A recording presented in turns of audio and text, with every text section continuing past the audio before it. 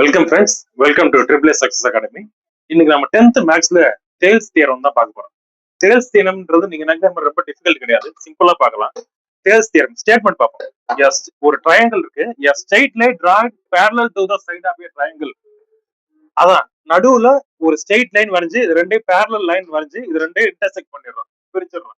அப்படி பிரிக்கும் போது அந்த காமன் ஆங்கிள் இருந்து ரெண்டு ட்ரையாங்கிளா பிரியுது பாருங்க. நம்ம போட்டு வந்த ஏடிஇ ஒரு ட்ரையாங்கிள், ஏபிசி ஒரு ட்ரையாங்கிள். அதோடைய இப்ப ஏ வந்து காமன் ஆங்கிள் தான். இப்ப இந்த ஏடிஇ பிரிக்கிறோம் பாருங்க, அதோட ரேஷியோவும் இந்த ஏபிசி இருக்கு பாருங்க, இதோட கட்டிங் ஆங்கிள் ரெண்டு ரேஷியோவும் அந்த ரெண்டு ரேஷியோவும் சேம் ரேஷியோவா இருக்கணும். 1:2. எப்படி சேம் ரேஷியோவா இருக்குன்னா, இங்க பாருங்க, ஏடி இதுவும் ஒரே ஆங்கிள் தான், ஏபி இதுவும் ஒரே ஆங்கிள் தான். பாருங்க, ஏன்றது காமன் ஆங்கிள். ஆனா இந்த டிஇ பிசி பாருங்களேன், இந்த ஏக்கு பெர்பெண்டிகுலரா இருக்கும் பாருங்க, அப்படியே கரஸ்பாண்டிங் அப்படி கரெக்டா இருக்கும் பாருங்க. அதனால இது ஒரு ரெண்டு ரேஷியோ ஒண்ணுதான். இந்த ஏடிஇ ஏபிசி இந்த ரெண்டு ட்ரையாங்கிளோட சைஸுமே ஒண்ணுதான்.